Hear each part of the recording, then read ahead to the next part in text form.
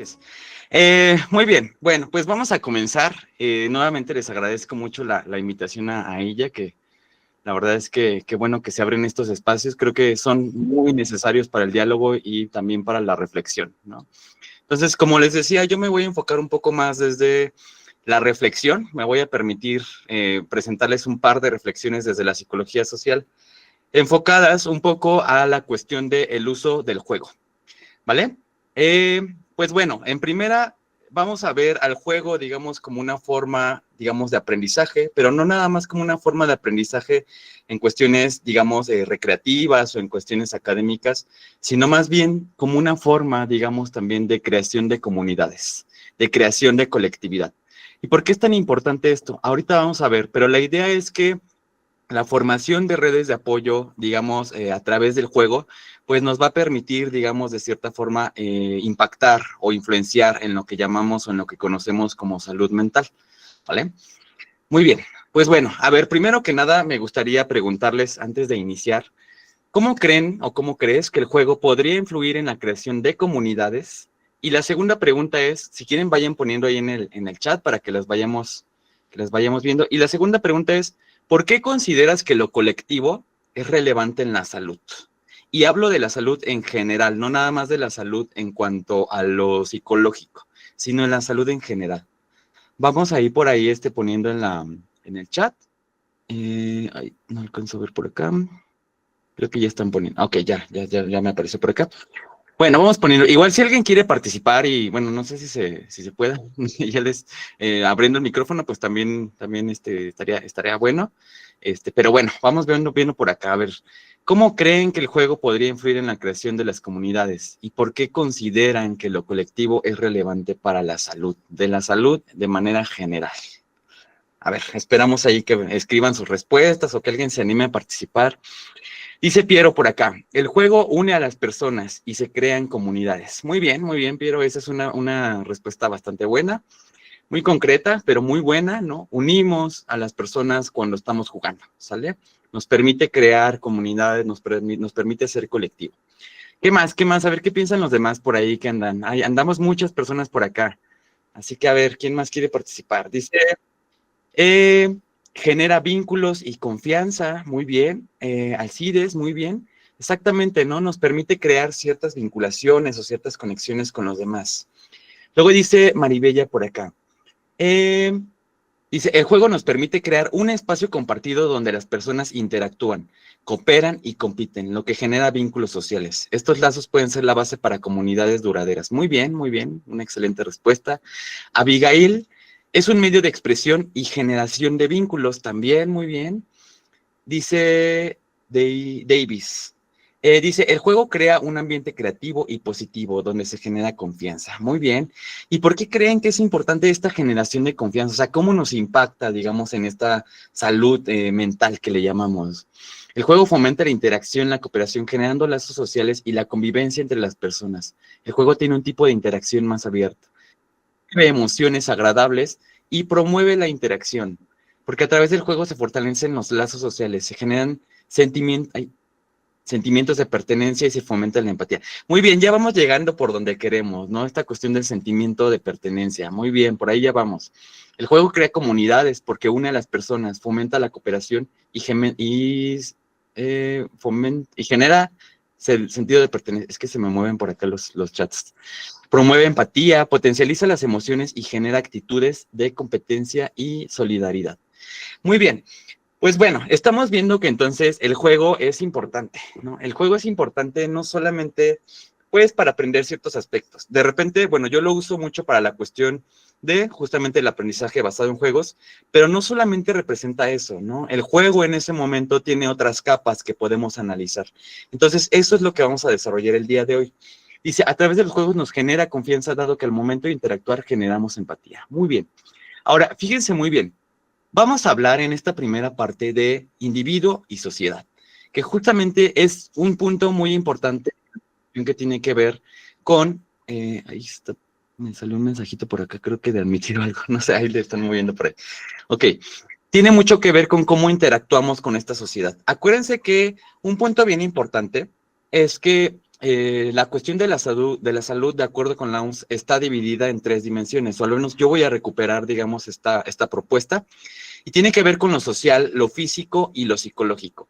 Es decir, esta cuestión que le llamamos salud, que de repente alcanzamos a analizar la salud mental o la salud psicológica, pues no es, no es otra cosa más que una dimensión, ¿no? De la salud en general, de la salud integral.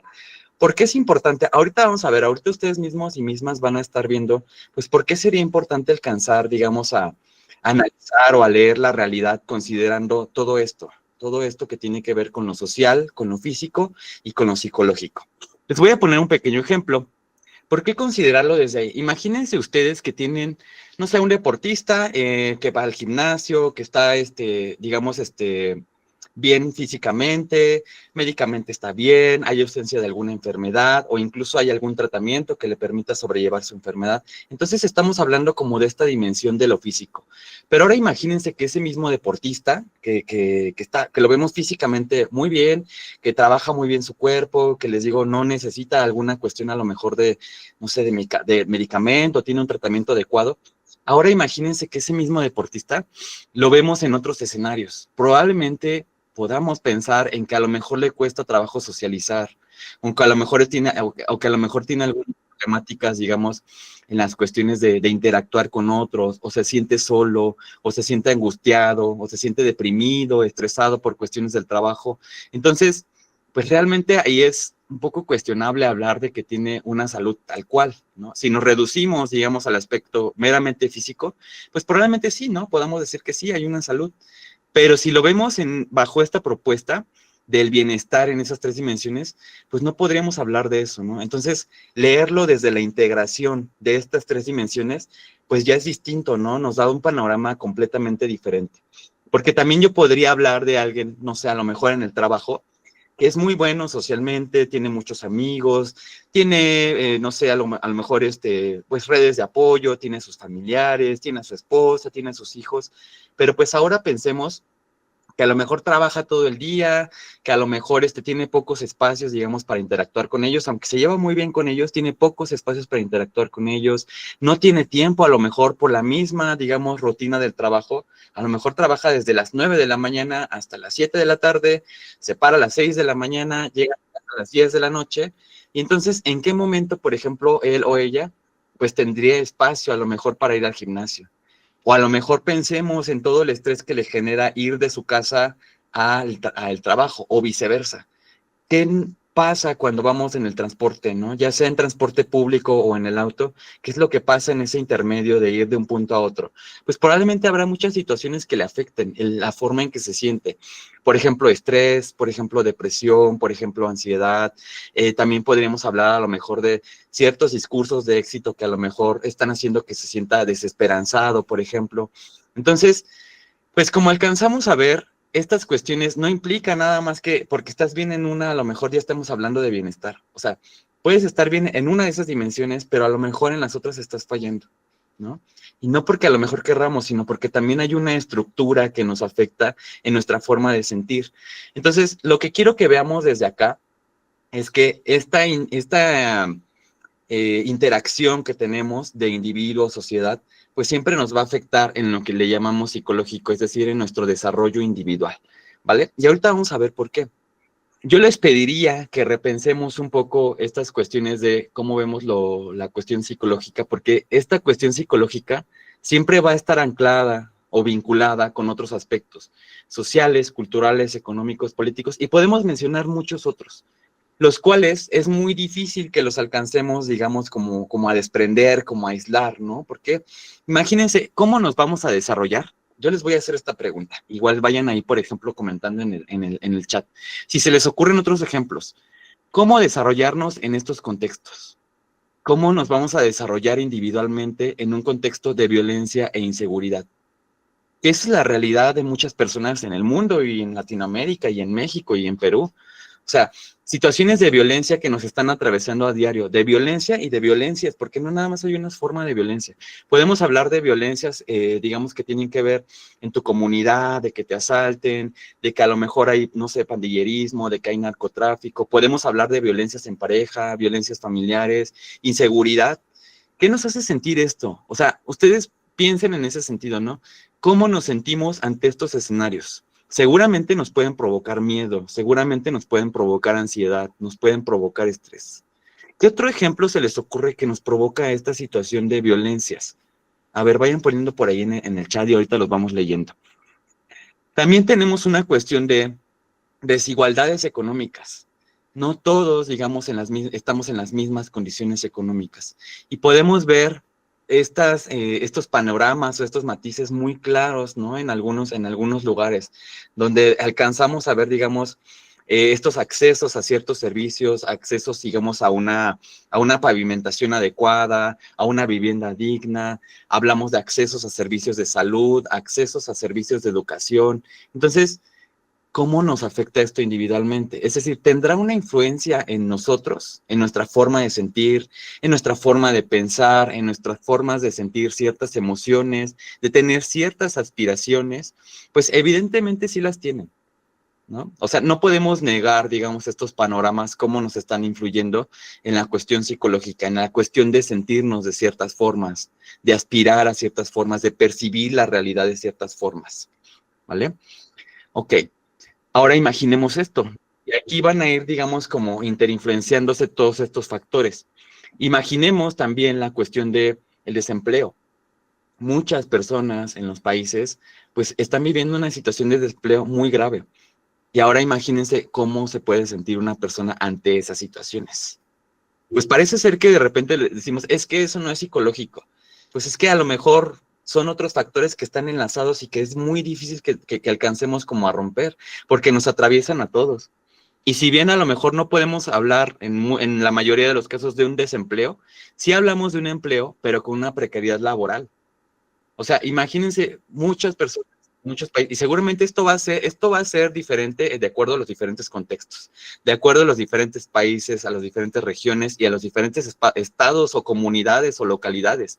Esto va a ir cambiando. Por eso también son realidades muy cambiantes y tenemos que alcanzar a entender que estas realidades se viven desde diferentes posturas, con diferentes necesidades, es decir, no todos lo estamos viviendo de la misma manera. Pero a veces como que vienen estos discursos realidad. Eso no es lo único que existe. O sea, pensemos en todas las realidades que existen y seguramente estaremos siendo afectados o atravesados por eso.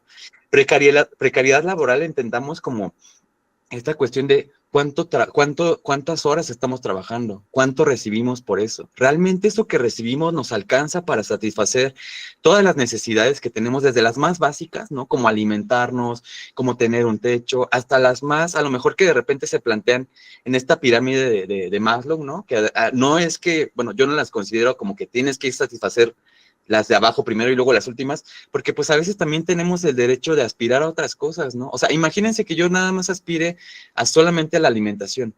Pues no, yo también tengo el derecho a lo mejor de aspirar a otras cosas, a las cuestiones espirituales, a las cuestiones incluso del mismo ocio, de la misma recreación. Entonces, hay muchos discursos que a veces afectan eso, ¿no? Déjenme ver por acá, a ver, ahorita lo leo. Y la cuestión también de la productividad. También vivimos en una sociedad actualmente que nos está exigiendo siempre estar siendo productivos. Es decir, siempre tienes que estar trabajando. ¿Por qué? Porque si no, no te alcanza. Y la otra parte también, la otra parte, digamos, es, a lo mejor sí te alcanza, pero vivimos en una sociedad con muchos discursos que de repente ya vemos permeadas las redes sociales de eso, de que siempre tienes que estar haciendo algo, de que no te puedes detener, de que tienes que poner tu negocio, de que te tienes que parar temprano, hacer ciertas cosas. Es decir, parece ser que ahora siempre tenemos que estar haciendo algo que parezca productivo. No nos damos ya ratos, por ejemplo, de ocio, de recreación. Y ahí pensando en si tenemos todos la misma posibilidad de tenerlos, porque puede pasar esto que les digo. ¿En qué momento una persona que trabaja todo el día va a tener tiempo de ir al gimnasio? ¿En qué momento va a tener tiempo de estar con su familia, de ir al parque, de pasear a su perro, de ver la serie que más le gusta? Que esos son elementos también importantes y a veces los dejamos de lado porque traemos justo este discurso de es que siempre tenemos que estar haciendo algo productivo y no nos damos la posibilidad de descansar, no nos damos la posibilidad de estar 10 minutos sin hacer nada, porque a veces tenemos ese discurso o a veces simplemente no podemos. No todos tenemos ese privilegio de estar ahí, de tomarnos unas vacaciones de un mes, de 2 meses. No todos tenemos esos privilegios. Y eso evidentemente nos afecta, ¿no? A ver, voy a leer por acá. Dice Alcides, dice, desarrollarnos desde una actitud y alertar, crear red de seguridad y comunicación y esquema solidario, comunitario, cooperativo, no de corte comunista. Ok, muy bien. Y fíjense también, acá tenemos, por ejemplo, también estos como discursos que también de repente estamos viendo en redes sociales o en la misma sociedad, ¿no? En la misma sociedad, cómo nos afecta toda la manera en que nos percibimos, toda la manera en que a lo mejor la sociedad nos dice que tenemos que comportarnos. Yo no sé si sabían, pero por ejemplo acá en México, de los índices, de las tasas de suicidio, perdón, de las más altas que se presentaron durante el año pasado fue en hombres. Es decir, tú ves las diferentes categorías de edades y en la mayoría de esas categorías, digamos, los puntos más altos son en hombres. Y ahí te puedes pues, cuestionar por qué. ¿Ustedes por qué? ¿Qué dirían que está pasando? A ver, ¿por qué los hombres, digamos, son los que más tienen estos, o al menos lo que reporta, digamos, ¿qué se les ocurre? Dice Alcides por acá, hay un discurso de que si haces pausa generas creatividad y estimulas la resolución de carencias. Ajá, eso es justamente, ¿no? Darnos como esos momentos o esos espacios digamos, de repensar un poco, ¿no? Cómo vamos a resolver ciertas problemáticas o ciertos conflictos, ¿vale? Y cómo, entonces, ¿qué se les ocurre? ¿Por qué consideran ustedes que pasa esto acá en México? No sé, habría que revisar en todos los países qué está sucediendo, ¿no? Pero al menos acá en México, pues esos son digamos, las gráficas que se están presentando. O sea, ¿por qué los hombres? A ver, ¿por qué se les ocurre? A ver, voy a esperar ahí 5 minutos a ver qué dicen. ¿Qué se les ocurre? ¿Qué se les ocurre que sea? Si pueden, si quieren levantar su manita, escribir. Dice, ¿qué género es el que causa más riesgo y peligro? El varón hombre. Ajá. Ujú. ¿Qué más? ¿Qué más? ¿Qué más se les ocurre? A ver, más ideas por ahí. Somos 138 personas. A ver, piensen ahí qué podrá ser, qué se les ocurre que esté pasando, qué discurso hay detrás de que estén sucediendo estas cosas. Porque si bien evidentemente pueden ser factores individuales también, porque tampoco se trata de que no haya factores individuales, pero también estamos viendo estos patrones, ¿no? Hay patrones que están ahí atravesándonos, ¿vale? Bueno, en lo que van escribiendo por acá, ojalá que se animen a escribir. Entonces, bueno, hablamos de estos discursos que nos afectan en nuestras formas de sentir, y no nada más como la cuestión del ser hombre o el ser mujer, ¿no? También hay otros discursos que nos afectan desde las cuestiones a lo mejor del racismo, por ejemplo, también eso nos afecta, es decir, hay discursos que están, digamos, influenciando en nosotros. Dice, y se ven por eso más paranoicos de que si se juntan, lograr la cantidad de varones hombres pueden crearse un ejército y destronarlos. No entendí muy bien ese comentario, pero bueno, ahorita lo retomamos. Entonces, bueno, a ver, tenemos ciertos discursos sociales que nos afectan. Por ejemplo, esto que les decían, se ha encontrado como, a ver, dice a los hombres, Jamilex, dice, a los hombres se les enseña que deben de ser mucho más exitosos y eso depende de su valor como personas. Eso genera que ellos se mantengan preocupados por intentar resaltar, ya que sea en lo académico, lo laboral, económico o incluso físicamente. Exacto, esto que nos pone Jamilex, no sé si se pronuncia así, ese es uno de los discursos culturales y sociales de los cuales les estoy hablando. Parece ser que a los hombres, digamos, tenemos como estas diferentes como narrativas, ¿no? De cómo tenemos que ser, de que tienes que ser proveedor, se nos dificulta un poco más expresar como nuestras emociones, justo porque culturalmente así se nos ha enseñado, ¿no? Como a lo mejor ser fuerte, el no expresar esto, el que tú tienes que resolver ciertas cosas, ¿no? Y no es que a todos les afecte de la misma manera, ¿no? Es decir, no es que sea a todos los hombres, pero sí están esos discursos y los alcanzamos a ver justo en esos patrones que estamos observando por ahí, ¿vale? Ahora, también estos discursos que dice quizás el aspecto económico, porque la presión de proveer, si no es desarrollada en el hombre, es muy impactante para su psicología. Exacto, Nahum, creo que se pronuncia así, Nahum, también esa cuestión, ¿no? Entonces, en ciertas edades, parece ser que ya tendrías que alcanzar ciertas cosas, ¿no? ¿Qué tienes que alcanzar? Que tienes que tener una casa, que tienes que tener un carro, que tienes que tener una familia, que tienes que mantener. O sea, son discursos. No es que así tenga que ser, no es que es el deber ser, pero eso es que es lo que nos venden, ¿no? Es lo que la sociedad, digamos, que te dicta que tiene que ser. Dice Charlie por acá, nos crean bajo paradigmas de fortaleza masculina. Exacto, exacto. Y eso, pues, lo vemos reflejado en estas situaciones, ¿no? De hecho, en algunos reportes también se habla de que las mujeres son, sí, es más, digamos, atienden o bueno, se acercan, digamos, a servicios psicológicos que los hombres.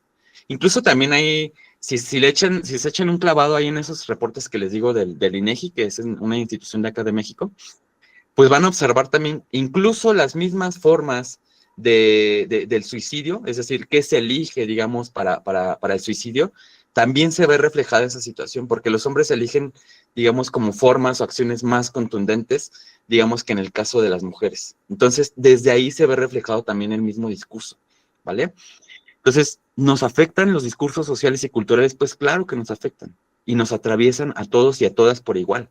¿Por qué? Porque también las mujeres, de cierta forma, y hombres, replicamos estos discursos, no nada más los discursos que tienen que ver con lo masculino, sino también con lo femenino, con la cuestión que les decía hace ratito, por ejemplo, del racismo, ¿no? De las violencias, del machismo. Todo eso nos afecta de manera individual, pero lo seguimos replicando. Por eso es una interacción entre el individuo y, en la sociedad, y entre la sociedad, porque están interinfluenciándose. No es que nada más nosotros afectemos a la sociedad o la sociedad nos afecte, es que van de la mano. Mayormente son roles de género que la misma familia enseña de generación en generación. Exacto, lo que dice Mirta por acá es bien, los vamos reproduciendo desde la misma familia, ¿vale? Y entonces, por eso decimos, replicamos tanto hombres como mujeres los discursos que nos llegan a afectar. Ahora, la cuestión del individualismo también es una que actualmente nos está afectando demasiado. ¿Por qué? Porque hay la cuestión de cada vez somos como menos colectivos, cada vez nos interesa menos lo que le pasa a los demás, cada vez hay menos, digamos, empatía hacia lo que les está pasando. Y lo estamos viendo. No nos interesa en algunos momentos lo que pasa en otros países, lo que pasa en otros continentes. Pasa incluso con mis mismos compañeros de trabajo, por ejemplo. Parece ser que nada más estamos pensando en nosotros, que nada más pensamos en que si a mí me va bien, en que si yo, digamos, obtengo lo que quiero, pues ya con eso, ¿no? Pero esto al mismo tiempo, pues nos da una sensación de aislamiento también. ¿Por qué? Porque puedes tener muchos amigos, por ejemplo, en redes sociales, pero también puedes estar viviendo, digamos, en una situación de soledad, de sentirte, digamos, completamente aislado o de percibir que estás solo. Aunque tengas muchos amigos, puedes tener la percepción de estar solo. ¿Por qué? Porque pues actualmente esa es una sociedad en la que estamos viviendo, una sociedad individualista, ¿vale? Dice, ay, se movió, dice, eso es producto de varios factores, eres bueno y las personas te pagan mal. Dice, aquí el pensamiento del éxito y la idea del ganar siempre a como del lugar.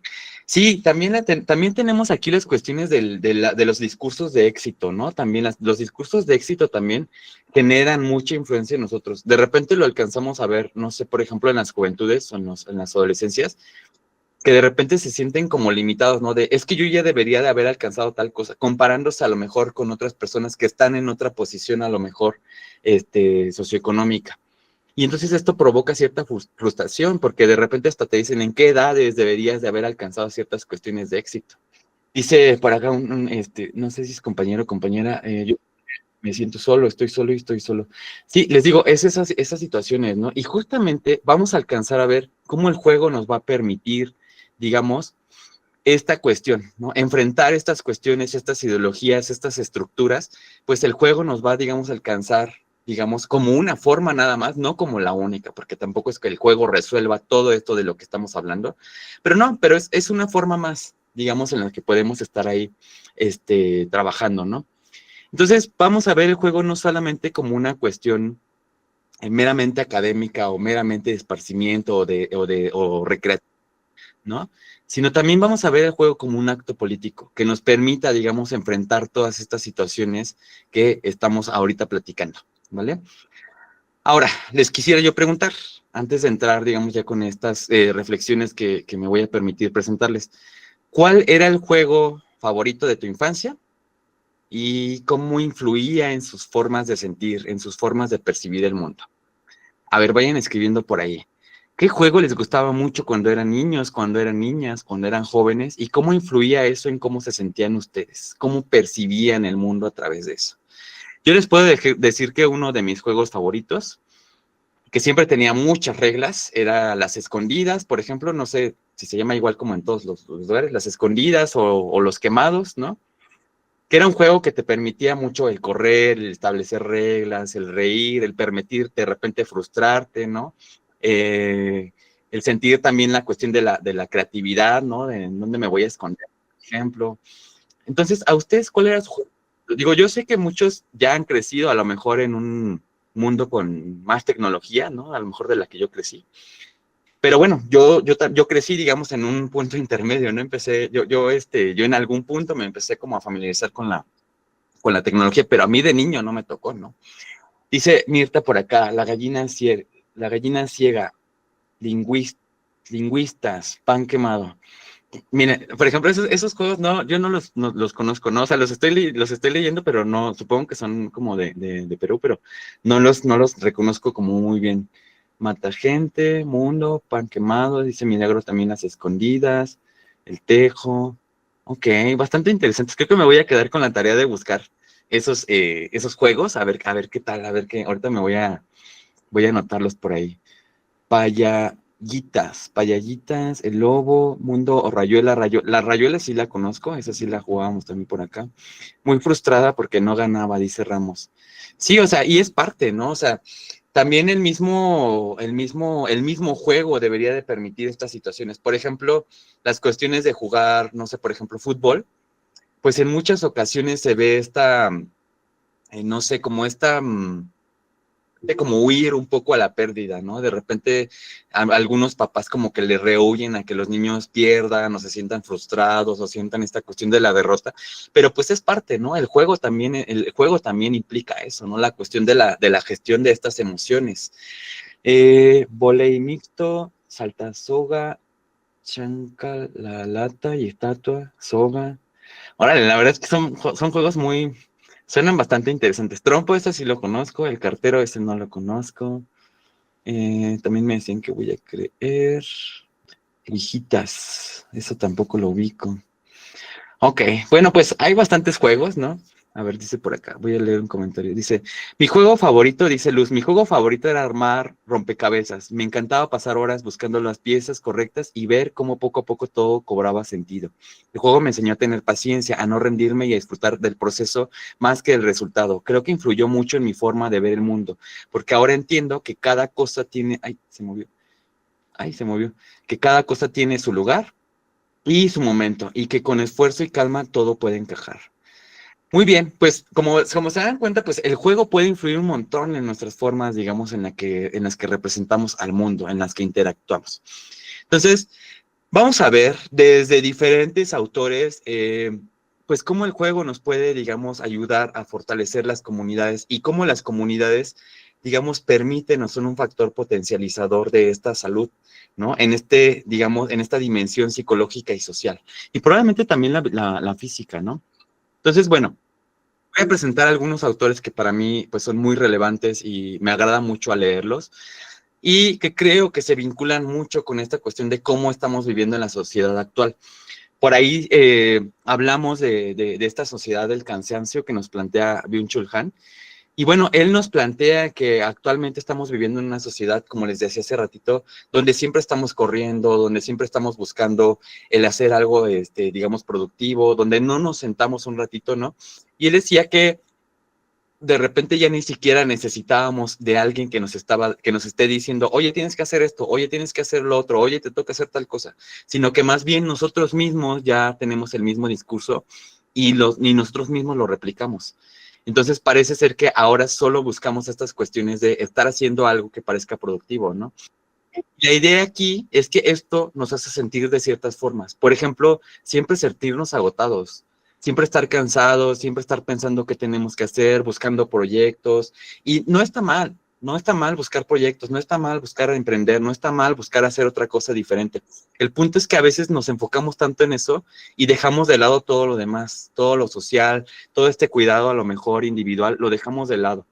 Y entonces perdemos esta libertad de detenernos, de decir, híjole, me voy a parar un rato de aquí, me voy a dar un tiempo a lo mejor de no hacer de no tener tantos proyectos, de a lo mejor darme el chance de estar un poco más con mi familia. A veces de repente parece que perdemos esa libertad. Y entonces también perdemos también la posibilidad o la capacidad más bien de reconocer al otro, porque estamos tan enfocados en nosotros mismos que ya no alcanzamos a ver cómo le está viviendo el otro. ¿Por qué? Porque esto también se da en una cuestión de lo competitivo, ¿no? Donde yo tengo que buscar, donde yo tengo que lograr, donde si tengo que pasar por encima de otros, pues lo voy a hacer. Y entonces se nos olvida que hay un otro que también tiene necesidades desde su propio contexto, que es lo que les decía ahorita, ¿no? El ser empáticos con lo que está viviendo el otro, con lo que está viviendo mi familiar, con lo que está viviendo mi amigo, mi compañero de trabajo, y desde dónde lo está viviendo. Y entonces a veces caemos solamente en vernos a nosotros mismos y se nos olvida el otro. Y entonces perdemos esta colectividad también. Y de la misma forma lo que pasa es que pues ignoramos, como les decía, estos momentos a lo mejor de momentos de ocio, de momentos de recreación, de esparcimiento. Y entonces estamos tan enfocados solamente en buscar, híjole, ¿qué hago? ¿Qué hago? ¿Qué hago? ¿Qué hago? No nos damos como ese chance. Y entonces el juego pues puede ser justamente un espacio que nos permita resistir ante esta dinámica de vida. Un espacio que no nada más tenga que ser, digamos, en ciertos escenarios. O sea, podemos trasladar el juego y esto es algo que yo siempre recomendaría, que el juego esté presente en las escuelas, que el juego esté presente en los hogares, que el juego esté presente en las empresas, en las instituciones, porque ahí digamos que se van a fortalecer también o es una forma, digamos, de fortalecer estas cuestiones colectivas y cooperativas. Estamos tan aislados, cada quien anda en lo suyo, en el trabajo, y no tenemos a veces un punto de encuentro más que a lo mejor de repente en la comida, más que a lo mejor cuando ya nos vamos. Entonces es buscar esos espacios a lo mejor de esparcimiento, ¿no? Buscar también la cuestión recreativa, que nos permita a lo mejor divertirnos un rato, que nos permita cuestionarnos por qué estamos haciendo esto, encontrarnos también con los demás, ¿no? Entonces, la idea sería justamente eso, poner esos espacios de juego, ¿no? Para, digamos, disminuir esta rutina, digamos, de no detenernos, ¿no? Y el juego nos permite a lo mejor detenernos un ratito. Y nos devuelve la oportunidad justamente, pues, de conectarnos con los demás, de tejer estos lazos, de disfrutar, ¿no? De reírnos, de simplemente tener un espacio donde estemos disfrutando, reírnos, gozando, y ya, o sea, simplemente eso. ¿No? Sin ningún objetivo, sin buscar ninguna recompensa económica, simplemente estar ahí. Y entonces es la idea de volver a sentirnos en estos espacios. Piensen ustedes, a mí me ha tocado muchas veces que de repente vas a un lugar y está una reunión y todo el mundo está con el celular. Y entonces esa reunión parece ser que, pues no es, en realidad no estás ahí, no estás sintiendo al otro, ¿no? Dice, aparece el aspecto egoísta, acaparador, posesivo del ser humano. Exacto, como dice Mirta por aquí, de repente, pues es bien complicado como volver a reconectarnos, porque estamos solamente pensando en nosotros mismos, en nosotras mismas. Y no es que eso nos haga unas malas personas, simplemente que la misma dinámica o rutina de vida, pues nos enfoca o nos guía hacia allá. Y por eso les digo, hay que sentarnos y hay que repensar un poco, ya sea acompañados o ya sea solos, como ahorita decía la compañera, ¿no? Con la cuestión de los rompecabezas, ¿no? También tener esos espacios de esparcimiento, de repensar, de ver cómo me está funcionando esto, ¿no? ¿Qué estoy aprendiendo de esto? ¿Vale? Dice por acá Alcides, no hay una política seria sobre el juego en los diversos contextos. Sí, ahí sería como repensar, ¿no? ¿Cómo podemos usar el juego en los diferentes contextos? Como les decía, desde lo académico hasta lo colectivo, lo comunitario, perdón, en las diferentes localidades, en diferentes espacios, en las instituciones, en las empresas, pues que nos permita esto, ¿vale? Entonces, bueno, vemos esta sociedad del cansancio donde estamos cada día siempre productivos y nos olvidamos de los demás y no nos detenemos a pensar. Pero ahora, justamente otro autor nos habla de estas situaciones, que es Bauman. Sigmund Bauman nos habla de la modernidad líquida y no solamente de eso, nos habla de que parece ser que como estamos siempre corriendo, pues estas estructuras y estos vínculos parece ser que nunca se llegan a ser como fuertes. Estamos viviendo, él nos dice, estamos viviendo como ciertas conexiones nada más, no alcanzamos, digamos, a consolidar estas relaciones, estos vínculos que tenemos con el otro. Y entonces parece ser que tenemos como una ausencia o una falta de compromiso con el otro, de dialogar, de resolver conflictos. Parece ser que ahora los vínculos cada día son más desechables y los vemos en redes sociales. O sea, es muy sencillo en redes sociales que de repente digas, ya platiqué con esta persona, me molestó, la voy a eliminar, la voy a bloquear. Y parece ser que hemos jalado esa dinámica también a la vida cotidiana, ¿no? Donde de repente puedes conocer a alguien y al día siguiente pues le dejas de hablar o ya no platicas con él, con ella, desechas ese vínculo y entonces pues parece que estamos viviendo esto, ¿no? No queremos resolver conflictos, no nos sentamos a conocer al otro o a la otra. Y entonces, pues por eso pasan de repente esta situación de sentirnos solos. Puedes tener, él hablaba mucho de eso, ¿no? Puedes tener 500,000 amigos en redes sociales, ¿no? 1 millón de amigos en redes sociales, pero pues eso realmente no implica que tengas una conexión legítima con esas personas. O sea, a diferencia de la forma en la que se hace presencial. Eso no quiere decir que no puedas tener amigos de forma virtual, sí los puedes tener, pero él decía que a veces esos vínculos pues son muy efímeros, muy superficiales, no profundizas, no conoces, no dialogas, no resuelves conflictos. Y entonces puede pasar esto, que sintamos esta soledad colectiva, es decir, puedes estar con muchísimas personas en un lugar y aún así tener esa percepción de estar solo. Porque pasa esto que les digo, ¿no? Vas a una fiesta y todo el mundo, en lugar de estar conviviendo, está en el celular. O sea, estamos perdiendo la capacidad de escuchar al otro, de dialogar, de salir, de conocernos, de vernos a los ojos, ¿no? Y no conectamos, como dice Alcides por acá, ¿no?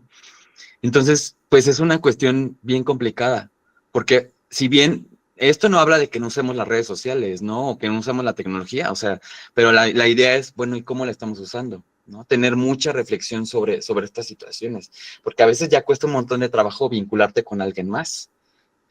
Y entonces, también tenemos esta cuestión de siempre estar sintiendo incertidumbre, ¿no? Por esta misma modernidad líquida, por esta cuestión de los vínculos frágiles, siempre estamos con esta cuestión de, híjole, ¿qué va a pasar? ¿Qué voy a hacer? ¿Cómo me voy a comunicar con la otra persona? Si me dejó de hablar, ¿por qué me habrá dejado de hablar? O sea, tenemos ya esta cuestión de no entendemos lo que está pasando. La incertidumbre siempre va a estar, porque al final de cuentas el mundo está cambiando. Entonces, la idea es que cómo podemos alcanzar nosotros a comprender lo que está cambiando y cómo podemos enfrentar esto tan cambiante. Dice Mirta por acá, creo que mayormente se da porque no tienen el compromiso de conocerse, exacto, ¿no? A veces ese compromiso de conocer al otro, desde una cuestión del trabajo, de un amigo, de una pareja, por ejemplo, a veces ya es como, híjole, ¿dónde está el compromiso, la responsabilidad de conocer al otro? Y bueno, entonces, pues también el juego se puede usar como acá, en esa forma, ¿no? Como un reconstructor del tejido social. ¿Por qué? Pues porque nos va a brindar ese espacio de volver a interactuar, de sentirnos pertenecientes, ¿no? De reforzar a lo mejor esa experiencia. Por eso les digo, es bien importante abrir estos espacios en los diferentes escenarios que sean continuos. Es decir, no nada más se trata de hacerlo una vez, se trata de a lo mejor ser continuos, tener ese espacio donde podamos llegar a jugar, como este ejemplo que les pongo ahí, ¿no? Que es un ejemplo de cómo podemos interactuar entre las diferentes edades, sentarnos, platicar, jugar, reírnos, enojarnos, ¿no? También, porque también es parte del juego, ¿no? De repente el sentirnos molestos porque a lo mejor perdí, es parte. Pero pues la idea es tener esos espacios con continuidad, porque si lo haces una vez, pues no va a funcionar. Entonces, el juego debería de permitirnos no tener ese espacio de manera continua, un horario fijo, no sé, a lo mejor en las empresas, no sé, tener un lunes que nos permita, digamos, 1 hora de trabajo de trabajo digamos, de esparcimiento en el juego, en las escuelas tener los espacios lúdicos, ¿no? Entonces, desde ahí va la importancia, ¿no? Y esto nos permite también ensayar y recordar estos vínculos sólidos. Cuando estamos justamente con las personas, es la idea de estar juntos, de volver a vernos, de volver a platicar, de volver a ver cómo estamos, sin un celular, ¿no? O sea, que realmente estemos ahí. Porque si no, volvemos a caer en lo mismo, ¿no? Parece ser que estamos juntos, pero estamos solos. O sea, y es esta soledad colectiva, ¿no? Y el juego debería de permitir solidificar esas conexiones y volverlas realmente un vínculo muy completo, ¿no? Muy integral, no nada más como por encimita. Y bueno, otro autor también que es importante y que podríamos retomar, pues es Freire también, ¿no? En esta cuestión que estábamos hablando ahorita de estos discursos que de repente socialmente están, pues la idea es que alcancemos a cuestionarlos, ¿no? ¿Por qué estamos aprendiendo esos discursos? ¿Por qué como hombre aprendo esos discursos? ¿Por qué como mujer aprende ese discurso? ¿Y por qué los replicamos? Y la idea es, pues no nada más desde la educación, que la educación no nada más se da en un salón de clases, sino en los diferentes entornos, ¿no? Formales e informales, que la educación no nada más sea una educación tradicional o bancaria, ¿no? Donde el alumno o donde la persona que está aprendiendo algo en algún entorno, pues que nada más esté memorizando. No se trata de eso, no se trata de memorizar nada más. Se trata de alcanzar también a comprender, ¿y por qué estoy aprendiendo esto? ¿Para qué me va a servir? ¿Por qué lo aprendí de esa manera? ¿Podría aprender otras formas de vivirlo? Y entonces esa sería la idea, ¿no? El cuestionar, el tener un pensamiento crítico ante eso, ¿no? Y la posibilidad también de crear nuevo conocimiento. O sea, no nada más se trata de, bueno, esto aprendí y esto es lo que hay, así es la vida y así se va a quedar. No, o sea, también es, oigan, ¿y por qué no creamos otro tipo de conocimiento? ¿Por qué no reflexionamos entre todos juntos de manera horizontal? Es decir, no nada más, por ejemplo, acá lo que planteaba él es, pues no nada más el alumno aprende del maestro, el maestro también aprende del alumno. Y entonces, pues es eso, ¿no? Como una situación de horizontalidad que el juego nos puede permitir, porque como veíamos acá, ¿no? O sea, el trabajar con personas de diferentes edades, pues nos permite eso, ¿no? El aprender del otro independientemente de su edad, de su género, o sea, la idea sería esa, ¿no? Que el juego nos permita, pues, esta horizontalidad y diálogo, el aprender con el otro, el aprender de los niños también, porque de repente también tenemos como esos discursos, ¿no? De, bueno, ¿yo qué voy a aprender a lo mejor de un niño? ¿O yo qué voy a aprender de algún adulto mayor? Y entonces la idea es dialogar entre todos en estos momentos del juego, que nos permita cuestionarnos también. Fomentar la creatividad también y la construcción. Cuando jugamos, cuando somos niños, muchas de las cosas que jugábamos o que jugamos, o yo espero que se sigan presentando en muchos espacios, pues permiten la creatividad y la reconstrucción. Es decir, no siempre jugamos juegos que ya están, digamos, completos o que tienen un instructivo. A veces nosotros mismos creamos esos juegos y los construimos entre todos y establecemos acuerdos de cómo se van a jugar. O cambiamos las reglas de un juego, ¿no? También eso es importante. Y entonces, esta cuestión de la creatividad y la reconstrucción, pues también se puede dar en los juegos, ¿no? Véanlo como el juego como un mini espacio, como un microespacio de esta sociedad, ¿no? De cómo estamos interactuando, de cómo podemos interactuar entre ellos, ¿vale? Y bueno, también la cuestión sería ahí problematizar, porque también los juegos se pueden, digamos que nos pueden permitir problematizar diferentes condiciones de vida, ¿vale? Hay juegos que se pueden crear para problematizar emociones, para problematizar las relaciones sociales, para problematizar los fenómenos que nos afectan, como la violencia, como la migración, como el machismo. Todo eso se puede hacer creando un juego que nos permita eso, dialogar a través de un juego, ¿vale? Que por cierto, si quieren conocer un poco más de eso, pues también después podemos hablar de eso en algún momento, ¿no? Entonces, la idea sería justamente eso, ¿no? Que el juego nos permitiera movilizar la conciencia, ¿no? Que el juego sea un movilizador de la conciencia de por qué lo vivimos de esta manera, por qué no logro interactuar con el otro, por qué me cuesta trabajo comprometerme con otro, ¿vale? Y por último, Montero, que trabaja psicología social comunitaria, que plantea, digamos, la idea digamos, de romper como esa barrera de solo ver al individuo en su desarrollo individual, sino de verlo en su interacción con otros, es decir, con las otras personas que están junto con él, con su comunidad, con la misma sociedad, pero también en el mismo contexto histórico, que es lo que estábamos platicando ahorita. ¿Cómo yo me voy a desenvolver en un contexto donde hay violencia, donde hay marginación, donde hay precariedad? ¿Cómo yo me voy a desenvolver en esos contextos? Y la idea no es nada más que yo me tenga que ajustar a esos contextos. La idea es ver cómo yo puedo, digamos, transformar esos contextos que me están afectando a mí. Porque de repente, pues el discurso es, bueno, es así es y pues así me tocó vivir. Pues no, o sea, también tendríamos que repensar esos discursos o narrativas que de repente tenemos, ¿no? ¿Cómo podemos transformar nuestros espacios, nuestros entornos, para que también nos beneficien a nosotros? Y es, digamos, lo que les decía hace rato, ¿no? Este vínculo entre lo social y entre lo individual. Siempre estar viéndolo de una manera transformadora. Pero porque parece ser que volvemos a esto mismo, ¿no? A veces no hay un sentido de comunidad, a veces no hay lazos afectivos que nos permitan juntarnos en comunidad y de manera colectiva y decir, oigan, vamos a cambiar esto, oigan, vamos a transformar esto, no está bien esto que estamos viviendo.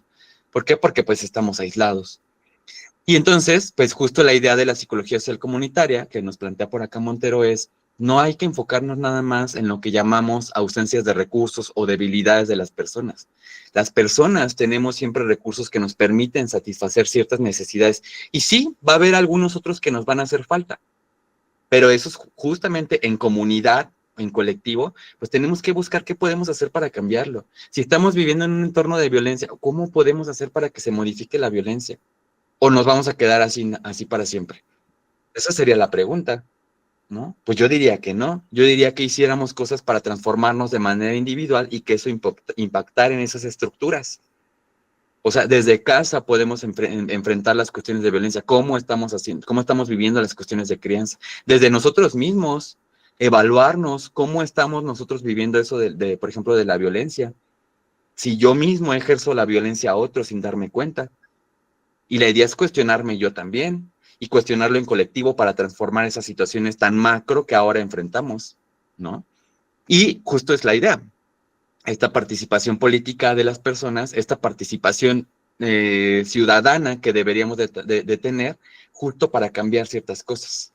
Dice por acá Alcides, cambiar los patrones desde uno, pero más desde los padres. Sí, o sea, buscar, como les decía, estas cuestiones, porque también, por ejemplo, los padres los papás y las mamás y los tutores, pues también habría que ayudarles, digamos, a transformar esas situaciones. ¿Por qué? Porque al final de cuentas también ellos vivieron en un contexto donde eso fue lo que aprendieron. Y entonces, ¿cómo podemos transformar esto? Parece ser que es como un bucle, ¿no? De repente, pues, ¿por dónde empezamos?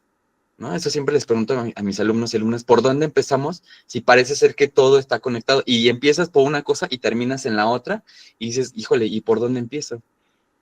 Pues hay que ver, ¿no? Hay que ver cuál sería una buena estrategia. Y entonces la idea aquí sería que el juego también sea una estrategia de acción comunitaria. Que el juego nos permita, digamos, en estos pequeños escenarios dialogar, que el juego nos permita tomar decisiones, que nos permita sentir ese empoderamiento de participar también, ¿no? Que nos permita ser un colectivo también. Las cuestiones de la risa y la emoción que se dan del juego o la frustración también, ¿no? El diálogo que tenemos en los conflictos, de repente cuando juegan los niños, de repente ya los ves enojados, pero de repente ya andan jugando como si nada. Pues porque es parte, ¿no? Es parte del mismo juego. El mismo juego permite esas situaciones, esas resoluciones de conflicto. Permite que te enojes, pero también te permite generar la forma de resolver ese enojo, de ese conflicto. Y entonces, pues por eso es tan importante el juego. Nos permite un montón de cosas. Y también reconfigurar, ¿no? De forma simbólica esta cuestión. Si vivimos en entornos donde siempre tienen violencia, bueno, la idea sería alcanzar, digamos, a cuestionar esto y trabajar a lo mejor desde lo cooperativo, por ejemplo, ¿vale? Entonces, pues la idea sería crear experiencias compartidas a través del juego, por ejemplo. Entonces, aquí la sugerencia es esa, ¿no? Que el juego nos permita no nada más repensarlo, no nada más pensarlo en un aspecto de nos permite trabajar la motricidad fina, porque sí nos permite trabajar eso. Cuando somos niños, cuando estamos jugando con los juguetes o con ciertas cositas, nos permiten eso. También nos permite trabajar lo académico, porque también hay aprendizaje basado en juegos, ¿no? Que podemos utilizar en los diferentes escenarios académicos. Nos permite la comunicación, como ya bien veíamos ahorita, ¿no? El establecer acuerdos, el dialogarlos, y en este microespacio social, porque es un microespacio social donde ensayamos, digamos, de manera pequeñita cómo interactuamos con los demás, pues también debería de permitirnos, digamos, esta cuestión del desarrollo de las emociones y de la socialización. ¿Por qué es tan importante el juego? Ya estamos viendo que no nada más es para una cuestión de redes de apoyo. Las mismas redes de apoyo potencializan el bienestar de manera general, el cómo me siento yo, el si yo me siento estresado, el si yo me siento angustiado, el si yo me siento solo, el si yo siento a lo mejor en algún momento ideación suicida. O sea, desde ahí nos permite trabajar. Y no nada más eso, ¿no? O sea, hay muchos ejemplos más, ¿no? Entonces, pues nos permite tener la libertad de detenernos. Ante este mundo que siempre está corriendo, que siempre nos está pidiendo ser productivos, nos va a permitir, digamos, esos espacios de recreación, de estar con el otro, de sentir al otro, ¿no? Y de potencializar estos vínculos que parece que estamos perdiendo poco a poco por el uso de la tecnología. Y no nada más por eso. No es que esté satanizando la tecnología, pero a veces eso potencializa eso, ¿no? El sentirnos aislados. Entonces es repensar cómo estamos usando la tecnología. Y por último, sentirnos o reconocernos como actores capaces de participar, ¿no? En estos pequeños juegos nos permite decir, híjole, pues yo también puedo participar, yo también puedo establecer reglas, yo también puedo ser capaz de transformar estas condiciones en este pequeño espacio, pero también las puedo transformar en un espacio más macro, ¿no? Buscando el bienestar y la salud. Y entonces, por eso, ahí está esa cadena, ¿no? ¿no? Estas interinfluencias entre el juego, entre la salud, de la manera general en las tres dimensiones, ¿no? O sea, el juego nos permite socializar, el juego nos permite estar tranquilos, el juego nos permite detenernos, nos permite pensar un poco esta cuestión de la dimensión psicológica, ¿no? Entonces, pues bueno, eso es, digamos, lo que les podría compartir. Ya se me acabó el tiempo, pero... Cuidamos tu salud mental.